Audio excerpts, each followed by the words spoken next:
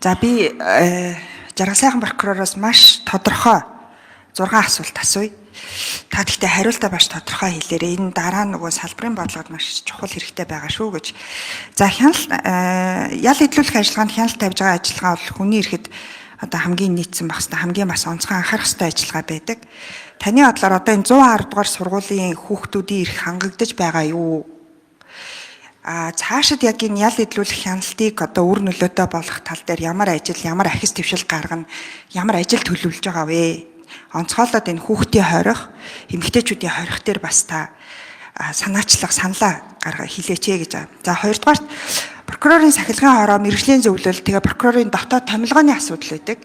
Энэ өөрөө цэвэр прокурорын байгууллага өөрсдөө шийдэж хийдэг. Тэгээд бас ерөнхий прокурорын зүгээс бол үндсэндээ дүрм журмын бол баталж явдаг ийм асуудлаа. Тэгэхээр энийг цаашид хэрхэн энэ тогтолцоог өөрчлөх тийм бодол байгаа юу? Хуульчдын холбооч гэдэг юм өөр мэргэжлийн бусад байгууллагуудын оролцоотойгоор олон нийтэд нээлттэй болох ч юм уу ийм томилгооны асуудал дээр нээлттэй болох асуудал байгаа юу?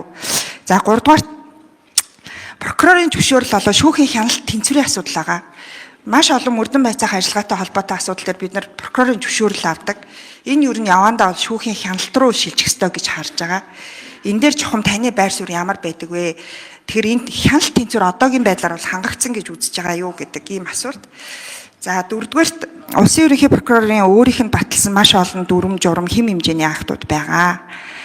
Ихэвчлэн хууль зүйн яамд бол бүртгүүлгүй байдгаад бид нар бол маш сайн мэдж байгаа. Тэгэхээр энэ журмуудаа та хизээ бүгдийг нь нээлттэй болгох вэ? Цаашид эдгээр энэ дүрм журмын тоог ялангуяа ерөнхий прокурорын хувьд баталж байгаа энэ журам дүрмийн тоог цөөлөх дээр ямар төлөвлөгөө байгаа вэ гэдэг. За 5 дугаарт ялын бодлого сүүлийн үед бол маш их чангарч байгаа. Тэгээ энэ өөрөө хэр үр нөлөөтэй байдаг юм бол дээрэс нь сүүлийн үед одоо хөөөлцөх хугацааг ер нь юм л бол хөөөлцөх хугацаагүй болно гэдэг ийм зүйл манай улс төрчдийн зүгээс бол маш их ярьж байгаа. Тэгээ асуудал кейс гарахаар ялын бодлогыг л чангална гэдэг байдлаар нэг ийм ам хаах маягтай байна. Тэгэхээр энэ дээр улсын ерөнхий прокурорын зүгээс судалгааны хувьд яг энэ асуудал дээр ямар байр суурьтай энэ судалгаанууд нь хийгдсэн бол судалгааг нь хөрвүүлж өгөөч гэдэг ийм саналтайгаа. За тэгээ хамгийн сүүлд угаарын хий хордлогод өртөж нас орж байгаа маш олон иргэдийн асуудал байгаа. Саяхан сонсгол болоод дууссан. Тэгээ яг энэ угаарын хий хордлогод өртөөд нас орж байгаа иргэдтэй холбоотой асуудлаар шалтгаан нөхцөлийн талаар тодруулж би улсын ерөнхий прокуророор албан бичиг явуулсан боловч одоо бараг саргаар одоо бараг 2 сар болж байна. Ерөөсөө хариу нь ирээгүй байгаа. Тэгээ ер нь яг энэ угаарын хий хордлогод өртөж нас орж байгаа иргэдийн энэ асуудал нөхцөл байдалтай холбоотой шалтгаан нөхцөлийн талаар танай байгууллага дээр судалгаа хийгдчихсэн үү? Хийгдэхэр төлөвлөж байгаа юу гэдэг ийм асуулт асууя. Тэгэхээр энэ бол яг цэвэр маш тодорхой асуултууд учраас тодорхой хариулаарай гэж хүсье. За гишүүний асуултанд хариулъя. Та сая 111 гэдэг их л тодорхой тоо байрыг хэлж байна. Уулын тэр тоог ер нь огт хэлдэггүй юм. Тэр байрлалын тоог. Бид нар бол шинээр баригдсан байрлал гэж хэлдэг. За өнөөдөр 29 хүүхэд ял эдэлж байна. За энэ дээр прокурор өөрийнхөө ял эдлүүлэх ажиллагаанд хяналт тавьдаг чигүүргээ хэрэгжүүлж ажиллаж байгаа. Тэнд дахин гэмтрэг үйлдвэрлэхгүй, тэнд тодорхой хэмжээний боловсрал олгох энэ чиглэлийн бүхэл ажиллагаануудыг хийж байгаа. Прокурорын томилгоотой холбоотой асуудал дээр нэгдсэн төвлөртэй удирдлагатай байдаг. Дээр нь ерөнхий прокурор тухайн хүнээ томилдог гэдэг ийм зүйлийг сүүлийн үед ярьж байгаа хүмүүс тийм ч ойлголттой байна. Прокурорын байгууллагын хуулинд 5 зарчим байдаг. Тэр 5 зарчимд нэгдсэн төвлөрсөн удирдлагатай ил тод байх, бие даасан хараа тус байх гэд олон зарчмууд бие 5 зарчим. Энэ 5 зарчим ганцхан төвлөрсөн удирдлагатай гэдгээрээ биш, хоорондоо уялдаа холбоотойгоор хэрэгждэг. Би тэр дотор бие даасан хараа тусаар шийдвэр гаргадгийг хэлж байгаа юм. Энэ хуулиар баталгаажсан энэ зарчим. Прокурорын томилгоотой холбоотой асуудлыг би шийдэж байгаа. Тухайлбал прокурорын туслах ажилтныг ерөнхий прокуророос үл хамааралтайгаар шийдэж эхэлсэн. 2022 оноос өнөөдрийг хүртэл хугацаанд нийтэд хуульчийн сонгон шалгаруулалтыг зарладаг болсон. 1043 хүн бүртгүүлж шалгалтанд оролцсон байна. 249 хүн тэнцсэн байна. 216 хүн ажилд орсон байна. Одоо ажлын байр гаргалаар үлдсэн хүмүүс томилогдно. Энэ зүйлийг бид тодорхой болгосны дараагаар прокуроруудыг томилдог энэ журам руу орж байгаа юм. Одоо 6 сарын 1-ээс эхлээд нэр бүхий 8 байгууллага шалгалт авна. Тэнд шалгарч гарч ирсэн прокурор болохыг л ерөнхий прокурор томилно. Онооны дистралаар. Тэнд би 10-д орсон хүнийг нэг томилсон хүний ордоор орж томилох ямар ч хэрэгцээ үндэс байхгүй болгосон. Яванда энэ асуудал бол прокурорын байгууллагын прокурорын хууль дээр орно гэж би ингэж бодож байгаа.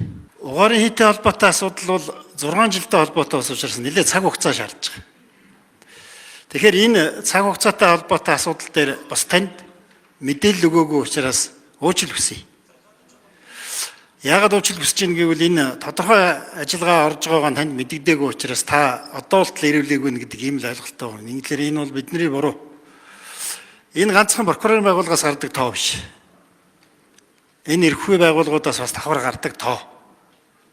Тэм учраас энэ цаасан баримтан дээр тулгуурласан энэ тоо баримтууд гараад одоо дуусч байгаа. Удахгүй тань дээр энэ мэдээлэл ирнэ. Дараагийнх нь бас. Сахилга ёс зүйтэй холбоотой асуудлууд байна.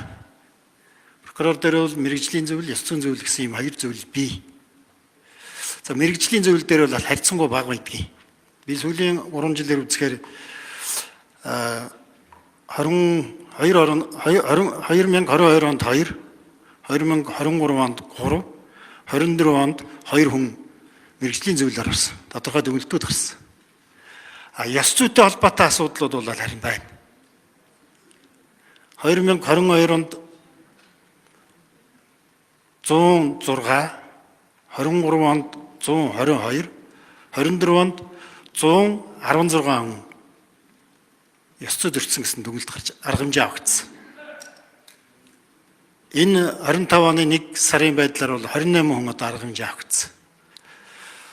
Ёс зүйн зөвлөлийн дүгнэлтээр ганцхан ерөнхий прокурор арга хэмжээ авдаг биш. Энэ цаашаа гомдол гарахдаа шүүхэр шийдэгддэг ийм асуудал. 8 прокурорын ёс зүйн зөвлөлийн дүгнэлтийг зөвшөөрөхгүй гэж шүүхэд гомдол гаргасан. Одоо 1 гомдол хүлээгдэж байна. 1 гомдлыг ёс зүйн зөвлөлд буцаасан. Бусд нь одоо ёс зүйн зөвлөлийн дүгнэлт үндэстэй байна гэж шүүх шийдсэн. Харьцангуй одоо энэ бол ерөнхий прокуророос хамааралгүй бас шийдэгддэг ийм асуудал. Дараагийнх нь бас.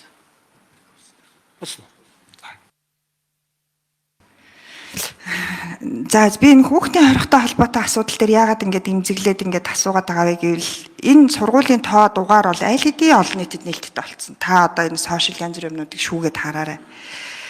Хоёрдугаар бид нар ялаа 50% эдэлжээж боловсрал эзэмшнэ гэдэг хуультай.